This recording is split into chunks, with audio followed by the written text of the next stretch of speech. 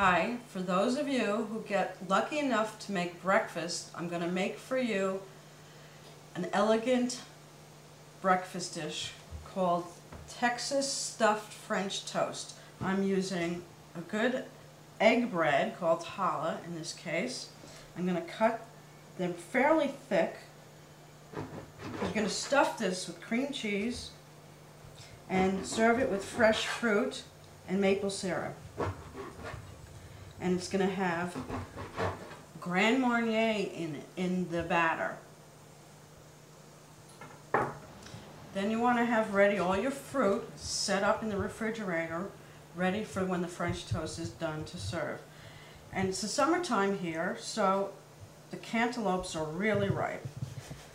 So in ease in cutting them, you want to take a sharp knife, like a bread knife, and slice all the way through the skin.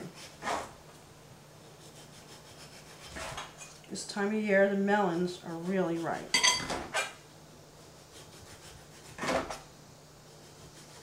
You want to cut it in half and scoop out the inside.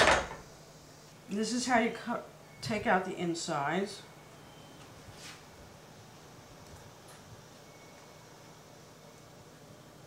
Want no greens showing.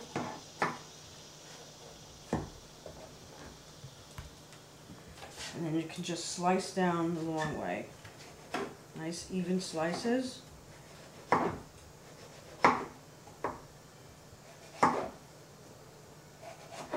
put them aside for when your French toast is done. Next, you want to have a nice peach. Again, you want to take out the pit and the inside.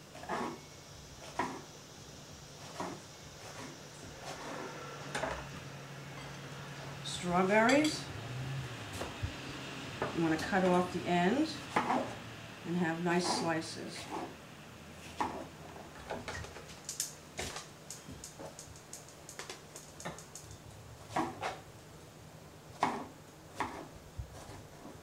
Now I want to show you for presentation's sake, leave the end on, the stem, and cut through about 5 slices, and then you can take and fan it out for presentation.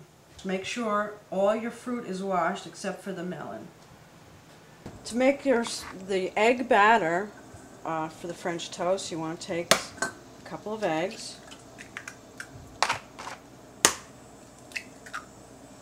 whisk them up,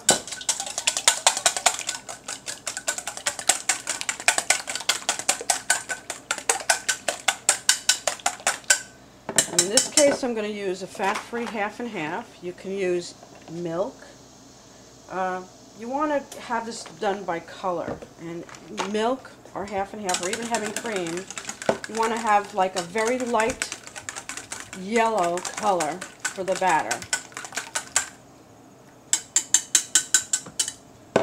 Then I want to put in a little bit of cinnamon, a little bit of nutmeg,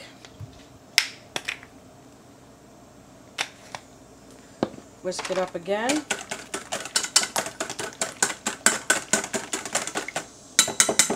your batter is ready to go. I like to preheat my pan first. I put in a little bit of butter and a little bit of oil. Butter has a tendency to burn, so it's a good trick to put a little bit of oil in with the butter. You want to get your pan hot. In this case, you turn on the oven and preheat it to 200 degrees. Take a baking sheet, which I coated with a light coat of oil, put it in the oven to stay warm. Bring your batter close to the frying pan. Lightly coat the batter. Let it drip off on each piece of toast. Make sure it's coated well on both sides. This takes a little bit of time.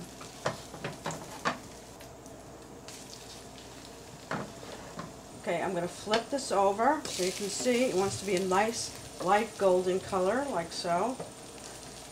You might have to move your French toast around in the pan because one side might cook faster and the middle's cooking fastest. So when the middle's done, I'll shift the French toast around. In the middle, when this is finished, go in the oven and wait for the other ones. If you feel your pan is getting a little bit dry, you can always add a little bit more butter.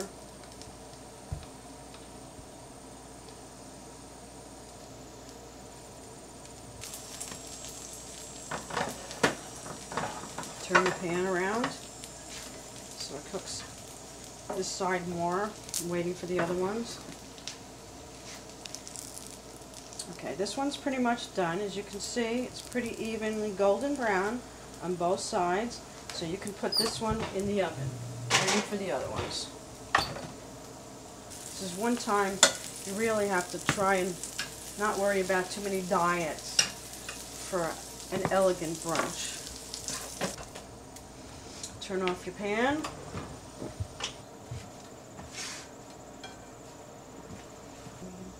You want to spread cream cheese over it.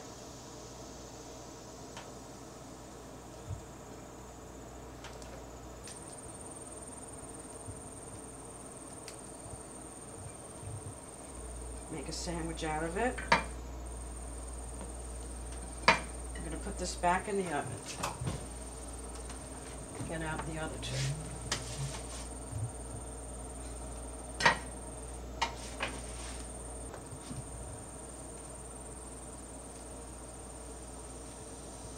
Presentation of the French toast. Bring it to my plate, and you want to cut down 4 even slices.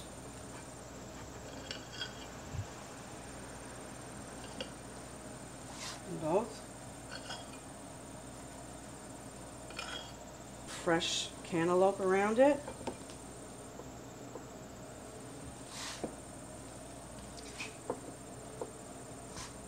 Peaches.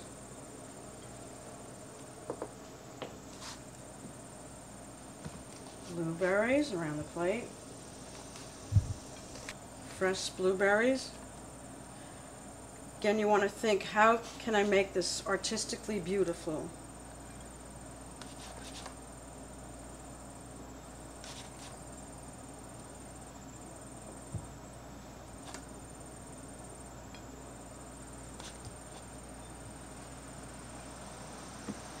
Some grapes.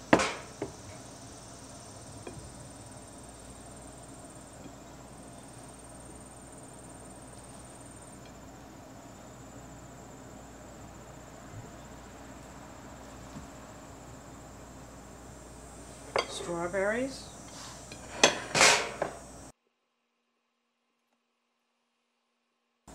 Fan strawberry, like I showed you before.